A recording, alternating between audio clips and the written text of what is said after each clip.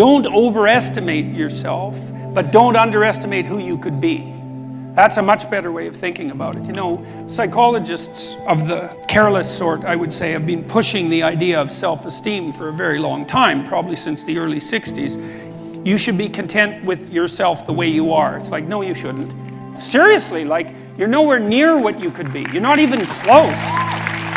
Right, and so that's a way more optimistic message. Like, it's, you ain't seen nothing yet. That's the right message. And so I would say, don't overestimate yourself now, but don't underestimate your future self. And you have so much influence as an individual if you get your act together that you can't believe it. There isn't anything that has more influence than that. You have all the power that there is right where you are to put things right around you. You start now, you develop a noble vision, right, of who you could be. You start to put that into practice, develop some discipline, familiarize yourself with the great works of the past. Learn to read, learn to write, learn to speak, learn to think. Man, you'll be deadly. What you could bring to the table that hasn't been brought to the table for years is an emphasis on individual responsibility. And the right way to do that, as far as I'm concerned, is to start with yourselves, is develop a vision for your life. You start to think about, if you could be who you could be, what would that look like? That's the beginning of a mature philosophy of being. If you could be the person that you would admire, who would that person be?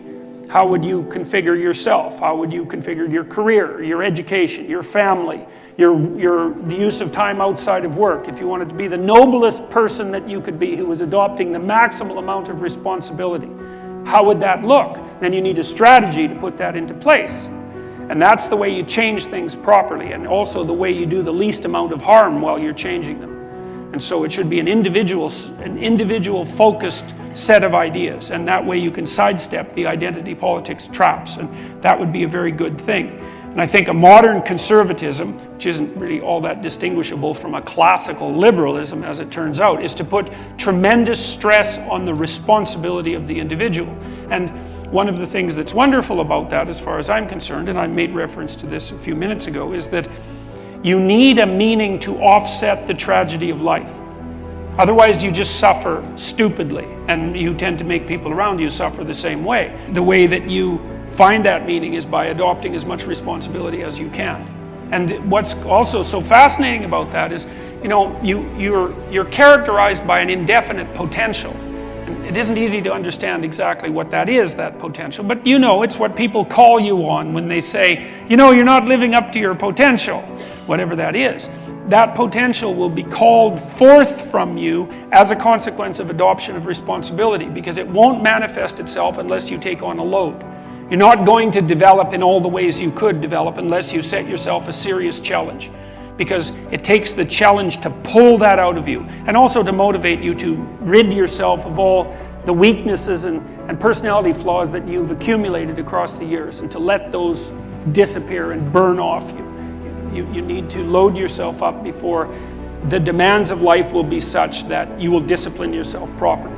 And a noble goal is a very good way of beginning that. The truth of the matter is, as far as I'm concerned, that each of us has enough potential character, power of character, let's say, if it's properly manifested, to contend with that in a noble way, and to rise above it, and to transcend and to deal with it in large part, because we can make the world a much better place than it is for each of us individually, and for our families, and for our community. And we can constrain the malevolence, at least in our own hearts, and perhaps have a positive effect on those around us as a consequence. And that actually does make things better, and we actually can do that. And that's where the meaning in life is to be found. And that meaning, you know, that goes along with the adoption of that kind of responsibility is actually the antidote to the suffering. You know that perfectly well, because all of you need a reason to get out of bed in the morning, especially on a rough morning, you know, when things aren't going so well in your life. And there will be plenty of times when things aren't going so well in your life. And you still need a reason to get up and get moving and get out there. And if you have adopted the responsibility at an individual level to make things better, given how bad they are, if you've adopted the responsibility to make things better, then you have a reason to get up. And so one of the things that I've been stressing to people is that there's very little difference between the meaning in life that gives you fulfillment and that engages you in existence and the willingness to shoulder as much individual responsibility as you can possibly handle. Those are the same things. And that's a really useful thing to know. And you kind of know this, right? Everybody knows this because, first of all, if you're not living up to your responsibilities, even to take care of yourself, the probability that you're going to be ashamed of that at some level is extraordinarily high. And so your own soul tells you that you're in error, so to speak. But also, if you look at who you spontaneously admire, which is a good indication of where your value system really sits, you'll see that the people you admire are always people who take responsibility for themselves and responsibility for their family and responsibility for their community. Get your act together. You've got things to do in the world. The absence of your full being in the world leaves a hole that is filled by terrible things. At minimum, you have an ethical responsibility to ensure that the world doesn't devolve into something approximating hell. And at maximum, you have the responsibility, again, that is a heavy ethical responsibility, to do everything that's in your power to make things as good as you can possibly make them in this sophisticated manner that takes you and your family and your community into account. And it's on you, right? And that's meaning. People say, well, I'd like to have a meaningful life. It's like, well, fair enough, but the price that you pay for the meaning that transcends tragedy is the adoption of responsibility for the catastrophe of existence. But that ennobles you, right? It makes you into someone strong and someone competent and someone who's worthwhile and who lives in a manner that justifies their own suffering. And there's nothing better than you could possibly do than that. Although there is a very large number of ways of looking at the world, or perhaps a near infinite number of ways of looking at the world, there isn't a near infinite number of ways of acting in the world in a manner that actually is successful. So there are constraints on how you can interact with the world in a successful manner. Let's assume that you don't want undue pain and anxiety. We could just start with that, and I think that's a reasonable proposition. You could tolerate some pain and anxiety if it's in the service of something greater, obviously, but I just mean pointless pain and anxiety. We don't want any more of that than is necessary, and that means that you have to take care of yourself to some degree. But the manner in which you take care of yourself is severely constrained. This is partly why you have to be intelligent and careful and plot your way through life properly.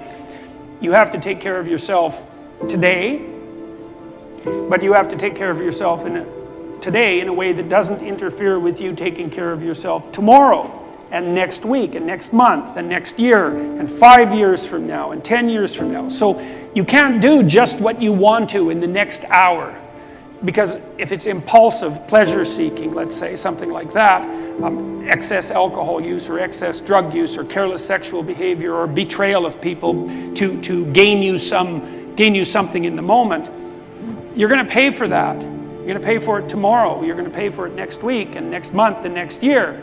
So because you're going to exist in the future and because you have to live with yourself, there's only a certain number of ways that you can act that are going to work. But it's more than that. It's not just that you're responsible to your future self or the set of all your future selves, is that you also have to act in a way that works for your family. Because otherwise your family is going to disintegrate and break down and cause you and them all sorts of misery and grief. And not just your family now, but also your family into the future. And then not just your family either, but also your community. And so you have to set your aspirations so that they serve you in the broadest sense over a long period of time, and they also serve your family and they also serve your community, and that's a very tight set of constraints. And I think that the best solution to that set of constraints from a philosophical perspective, or maybe even a theological perspective, is to view the world as a place not of groups but of individuals, of sovereign individuals who are responsible for their destinies, responsible for their families and for their communities. You learn to use minimal necessary force. It's like you don't defend yourself any more than you have to. Like, be careful. Don't push any harder than you need to, because all you do is you generate a counterforce by pushing harder than you need to, and then you're in conflict. And you think, well, I like a little conflict. It's like, look, fair enough, a little conflict, man, no problem. It keeps your life kind of interesting, and maybe that's on the problem-solving edge. But a little conflict can become a lot of conflict very, very rapidly, and if you have any sense at all, that's not what you want. You know, especially if you have other things that are better to do, and you should have other things that are better to do.